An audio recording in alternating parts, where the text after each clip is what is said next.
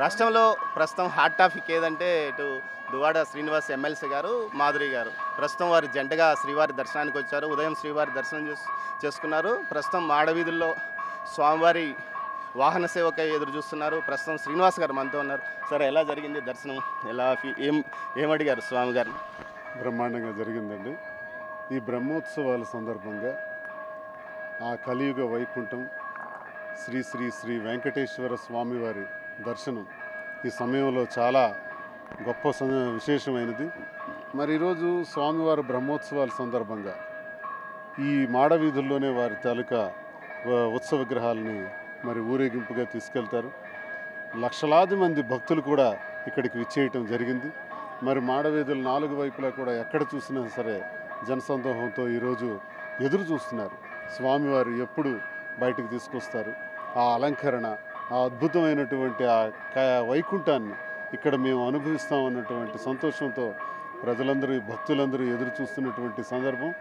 నాకు కూడా ఈ బ్రహ్మోత్సవాల సందర్భంగా నేను మా ఇంటి ఇలవేల్పు వెంకటేశ్వర స్వామి అండి. వెంకటేశ్వర స్వామిని నేను ప్రతి నెల కూడా ఇంచుమించు దర్శించుకుంటాను స్వామివారి భక్తుడిగా.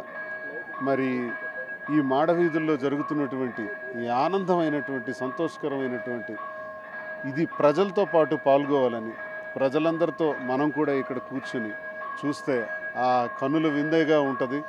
స్వామివారి రూపాన్ని కల్లారా చూడాలని ఆశతో ఇక్కడ వచ్చి కూర్చున్నాను. ఈసారి మాధురి గారితో కలిసి వచ్చారు అంటే మీ జెండను దేవుడు ఆశీర్వదించాలని కోరుకున్నారు. ఇక్కడ సందర్భం కాదు ఇది, నేను స్వామివారిని దర్శించుకోవడానికి వచ్చానండి. మా కుటుంబ గొడవలు అన్నది ప్రజలందరికీ తెలిసినటువంటి విషయమే. మరి ఆ గొడవల నేపథ్యంలో మరి ఇటీవల కాలంలోనే నేను ఆస్తులన్నీ కూడా నా భార్య పిల్లలకు రాసేయటం జరిగింది. అయినా నా పిల్లల బాధ్యత కూడా నాకుంది. మరి రెండో పాపకి వివాహం చేయాలి. ఆ వివాహం చేయాల్సినటువంటి బాధ్యత, తర్వాత తను పీజీ చేయించాలి. తను కూడా డాక్టరే, పెద్ద పాప కూడా డాక్టర్.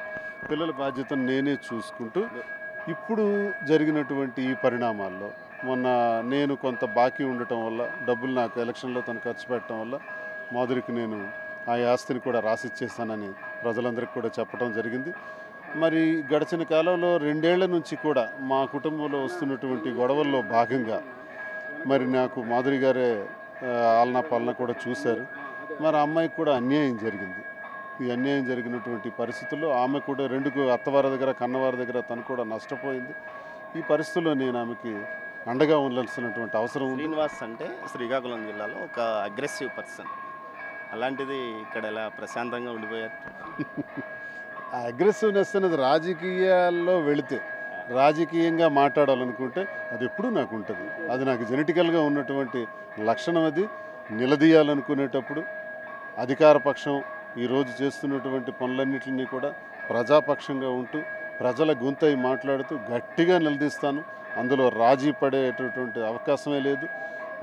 నేను ఎప్పుడు ఉద్యమాల్లోనే ఉన్నటువంటి వ్యక్తిని. 18 సంవత్సరాలు ఉద్యమాలు చేసినటువంటి వ్యక్తిగా నాకు అనుభవం ఉన్నటువంటి రీతిలో ప్రజల పక్షానే నేను ఎప్పుడు ఉంటాను. ప్రజల గొంతై మాట్లాడుతాను. అది నా దైనందిన జీవితం, నాకు రొటీన్గా ఉన్నటువంటి కార్యక్రమాలు. తప్పకుండా ఆ కార్యక్రమాలు కూడా ప్రజలు ఉండి గట్టిగా చేస్తానని మీకు నేను తెలియజేస్తున్నాను. నెక్స్ట్ రాజకీయాల్లో మీరుంటారా, మాధురి గారిని ముందు పెట్టి నడిపిస్తారు? రాజకీయాలు అన్నది అలా లేదండి. మా కుటుంబంలో ఇప్పటికే వస్తున్న గొడవలు అవే. వాణి ఏంటంటే తను ఎమ్మెల్యే కావాలి, తనకి అన్నీ ఉండాలి, ఆస్తులన్నీ తన పేరునే ఉండాలి, నాకేమీ ఉండకూడదు, నేను మళ్ళీ ఇంకెక్కడికో పోవాలి, టెక్కల్లో ఉండకూడదు. ఇలాంటి దురుద్దేశాలు మా కుటుంబంలో విభేదాలకు దారితీసాయి. ఆఖరికి చెరో దారి అయిపోయినాం. ఆఖరి కోర్టుల్లో కేసులు నడుస్తున్నాయి.